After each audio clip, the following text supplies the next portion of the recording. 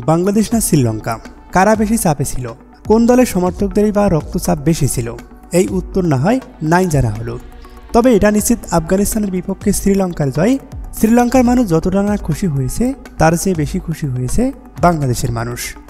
আবুধাবির শেখ জায়েদ স্টেডিয়ামে আফগানিস্তানকে 6 উইকেটে হারিয়ে বাংলাদেশকে নিয়ে এশিয়া কাপের সুপার 4 নিশ্চিত করেছে শ্রীলঙ্কা। পেন্ডুলামের মতো দুলতে থাকা ম্যাচের ভাগ্য শেষ পর্যন্ত হেলেছে শ্রীলঙ্কার দিকে। শেষ ওভারে মোহাম্মদ নবীর অমন বিধ্বংসী ব্যাটিংয়ের পর হয়তো কমে গিয়েছিল বাংলাদেশের সুপার 4 খেলার সম্ভাবনাটাও। কিন্তু ওই যে কথায় আছে না, রাখে আল্লাহ মারে কে। অথচ ম্যাচ শুরুর দিকেও মনে হচ্ছিল কাজটা সহজ হবে না শ্রীলঙ্কার জন্য। এদিন প্রথম 2 ওভার ভালো শুরু পেলেও আফগানিস্তান প্রায় সময় জুড়ে চাপেই ছিল। অথচ শেষ 2 ওভারে সবকিছু এলোমেলো করে দেন মোহাম্মদ নবী। 18তম ওভারে যখন ব্যাটিংয়ে আসেন তখন আফগানিস্তানের 7 উইকেটে 120 রান। দুষ্মান্ত সামিরের ওভারে টানা 3 বলে বাউন্ডারি মেরে 17 রান তোলেন। তখন অবধি সবকিছু ঠিকঠাক হয়েছিল, কিন্তু দুনিত ভেল্লার শেষ ওভারে যা হলো তা এক কথায় অকল্পনীয়। প্রথম 3 বলেই ছক্কা। দিশেহারা ভেল্লার পরের বলটা করেন নো বল। ফ্রি হিট থেকে ছক্কা আদায় করে নেন মোহাম্মদ নবী। টানা 5 ছক্কার 1 ওভার থেকে আসে 32 রান। পাওয়ার প্লেতে 3 উইকেট হারানোর পর আফগানিস্তানকে দিশা খুঁজে দেন মোহাম্মদ নবী। 21 বলে হাফ সেঞ্চুরি করে নিজের নাম রেকর্ড বুকে তুলেন। শেষ ওভারে মোহাম্মদ নবীর বিধ্বংসী ব্যাটিংয়ে শ্রীলঙ্কার চেয়ে বেশি চাপে ছিল বাংলাদেশের সমর্থকরাই। সুপার 4-এ উঠতে কী করতে হবে ততক্ষণে শ্রীলঙ্কা জেনে গেছে।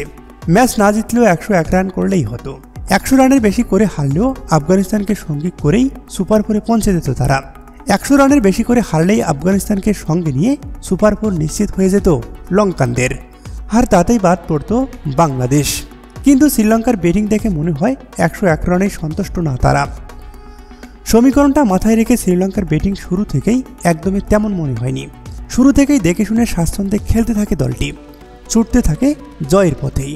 প্রথম বলেই বাউন্ডারি পেয়ে যান। এরপর মাঝে উইকেট হারালেও ওপেনার কুশাল মেন্ডিস এক প্রান্ত আগলে রাখেন। প্রাক্তন নিশানকার সঙ্গে 14 বলে ওপেনিং জুটি থেকে আসে 22 রান। মাঝখানে কামিল মিশারা, কুশাল পেরেরা আর আশালঙ্কার সঙ্গে জুটি বেঁধে দলকে এগিয়ে নেন। তবে কামিন্দু মেন্ডিস উইকেটে আসার পরেই বদলে যায় দৃশ্যপট। 23 বলে কামিন্দু ও কুশালের 52 রানের জুটিতে 8 বল হাতে রেখেই জয় পেয়ে যায় শ্রীলঙ্কা। এরপরে চিৎকারে ফেটে পড়ে কুশাল মেন্ডিস। আর সেই চিৎকারটা হয়তো তখনও বাংলাদেশের টিমে প্রতিধ্বনি তুলেছে।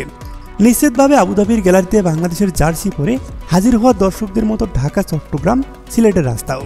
তবে তাদের আবার শুরু করতে হবে শূন্য থেকেই। সেই শুরুটা করতে হচ্ছে তাদের সুপার 4-এ তোলা শ্রীলঙ্কার বিপক্ষেই শনিবার দুবাইয়ের মাঠে। বাকি দুটি 24শে সেপ্টেম্বর ভারত আর পরদিন পাকিস্তানের বিপক্ষে। তখন যেন ফাইনালে যেতে কোনো অঙ্ক কষতে না হয়, সেই প্রত্যাশা সমর্থকদের।